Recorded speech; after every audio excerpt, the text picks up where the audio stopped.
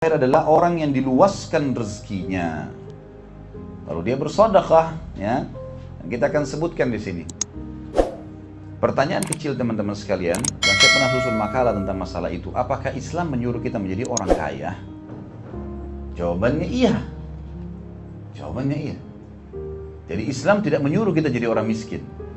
Kalau ada orang keadaannya miskin dan dia sudah ikhtiar, ya sudah. Itu cobaan dari Allah. Tapi apakah kita disuruh menjadi orang kaya? Jawabannya iya. Suruh bekerja. Banyak sekali hadis berhubungan dengan masalah itu. Di antaranya adalah hadis riwayat Bukhari. Kata Nabi SAW, seseorang di antara kalian membawa potongan-potongan tali ke hutan, lalu dia mengambil ranting-ranting yang dia ikat, lalu dia pikul di pundaknya, dan dia jual di pasar, jauh lebih mulia daripada dia minta-minta sama orang lain. Berarti disuruh kerja, gitu kan? Gak boleh mengemis ini. Hadis yang kedua, kata Nabi SAW, siapa yang membuka pintu afaf, afaf itu kemuliaan. Kalau dia mau menerima sesuatu dari orang, dia berikan jasa, gitu kan?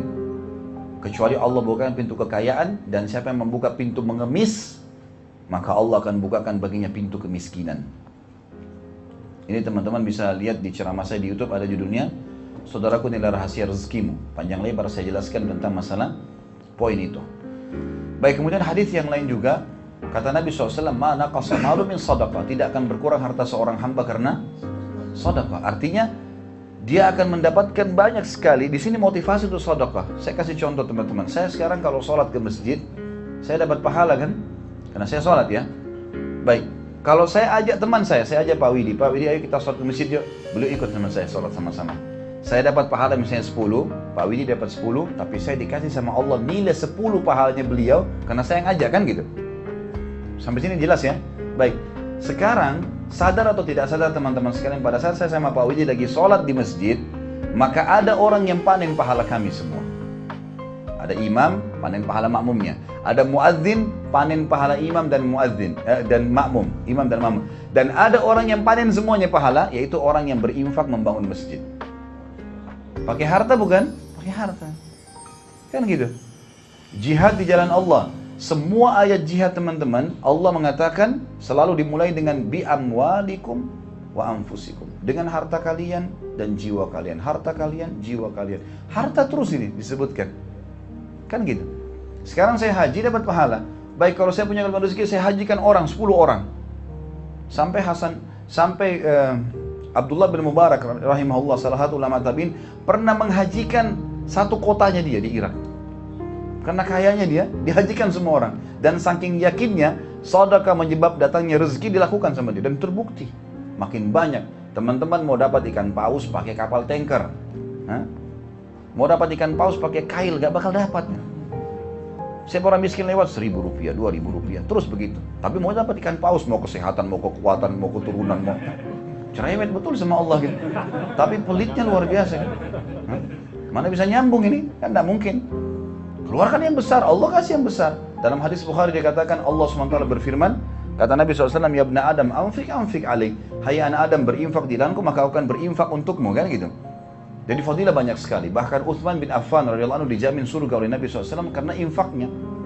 Waktu mau terjadi perang Tabuk, kata Nabi SAW, Tabuk jauh. Tabuk jauh, musim panas. Butuh tunggangan, tidak bisa orang jalan kaki. Harus semua pasukan pakai unta atau pakai kuda, gitu kan?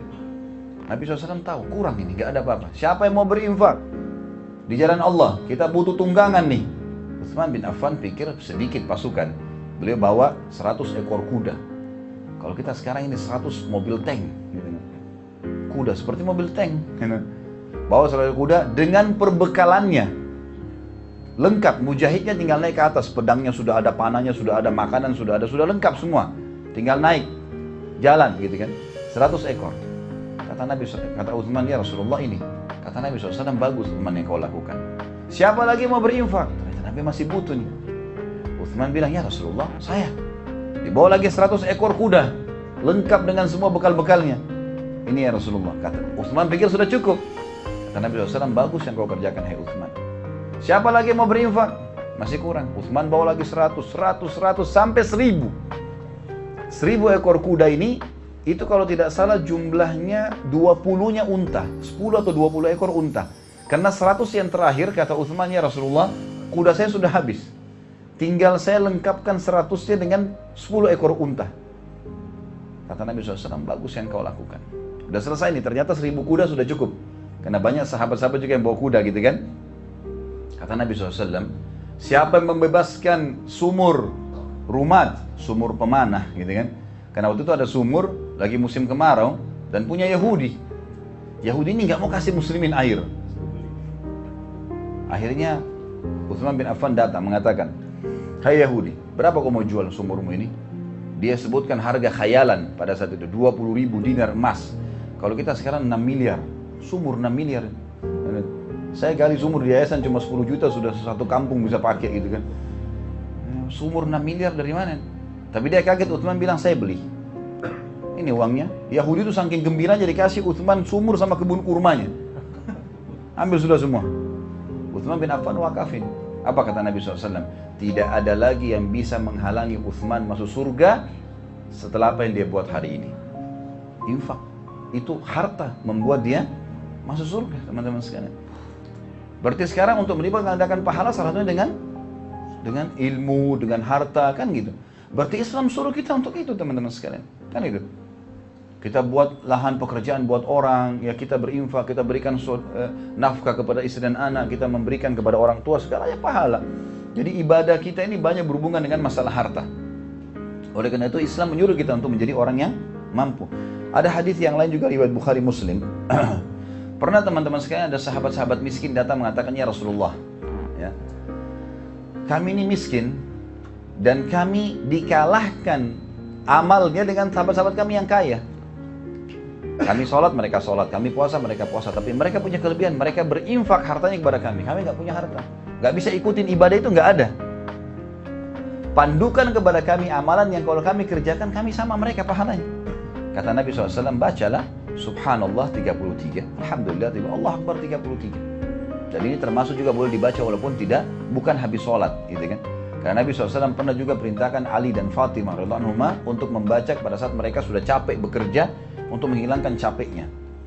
Maka sahabat-sahabat miskin pulang amalin tuh. Karena ternyata Subhanallah, Alhamdulillah, Allah Akbar 33 ini sama dengan orang-orang pahalanya berinfak, gitu kan? Rupanya mulut demi mulut orang kaya dengar. Mereka amalkan juga. Datang lagi orang-orang miskin, ya Rasulullah, yang kaya amalin lagi. Maksudnya mau amal apa lagi nih? Gitu kan? Kata Nabi SAW, "Dzalika fadlullahi yu'tihi man yasha." Itu karunia Allah yang Allah berikan kepada siapa yang dia inginkan. Kan itu. Berarti saya tidak bisa lagi. Ya udah, itu kelebihan yang Allah kasih mereka. Resiko, gitu kan? Makanya kalian bekerja. Dan subhanallah, kata ulama, tidak ada orang yang memulai usahanya dengan modal yang benar, produk yang benar, sistem yang benar kecuali Allah berkahi. Kalau ada masalah di usaha antum, perhatikan 3 hal ini. Gitu kan? Modalnya, produknya, sistemnya. Halal, diberkahi. Tidak usah datangi orang-orang bodoh dan orang-orang tidak normal. Ya. Yang di Indonesia dulu dukun kalau ketangkap dibakar, gitu kan? Karena dukun ini sudah rusak, namanya diganti dengan orang pintar. Ganti sekarang, orang bodoh. Orang paranormal, di atas normal, tidak orang tidak normal semuanya. Minta tolong sama dukun-dukun, jin. Enggak perlu semua. Orang di sekitar Masjid Haram Nabawi dan Masjid Haram Mekah tidak pakai pelaris-pelaris, laku semua kok tokonya. Kata kuncinya, modalnya halal, sistemnya halal, produknya halal. Tawakal kepada Allah sisanya. Akan diberkahi. Innamal a'malu binniyat. Allah akan berikan itu. Nah teman-teman sekalian, karena besarnya fadilah ini, dan di sini hadis mengatakan, dan Allah membuka untuknya berbagai jenis harta seluruhnya. Artinya bisa seseorang itu menguasai banyak bidang. Bisa dia buka usaha ini, usaha itu, bisa. Allah SWT tidak pernah batasi. Gak dibilang orang muslim itu cuma punya harta sekian dinar, enggak. Bebas. Sampai Abdurrahman ibn Auf radhiyallahu anhu pada saat beliau meninggal, itu waktu mau dibagi hartanya, emasnya karena sudah terlalu banyak di gudang, selain yang diinfak ini, dikeluarkan banyak, datang lagi terus Allah kasih. Itu dipukul sama kampak, dipecahin sama kampak, emas-emasnya itu, sampai yang mukul tuh tangannya memar, waktu mau dibagi-bagiin ke ahli warisnya. Itu pun masih ada lebih diinfakkan lagi di jalan Allah, gitu kan. Jadi mereka memang kaya raya, tapi mereka lakukan itu. Ya. dengan cara sedekah. Nah, di sini syaitan teman-teman sekalian mau merusak itu dengan niatnya diganggu. Kasih orang karena riya. Karena mau dipuji. Untuk apa dipuji sama orang itu? Gak usah dipuji teman-teman sekalian. Kasih sudah, tutup mata saja, selesai. Dan semua amal saleh yang pernah kita kerjakan, lupain sudah. Udah selesai, gak usah dikenang-kenang. Gak usah dikenang. Pernah infak, pernah sedekah, pernah haji, pernah umroh, udah selesai. Udah aman, ada sekretaris gak dibayar kiri kanan nih. Catat semua.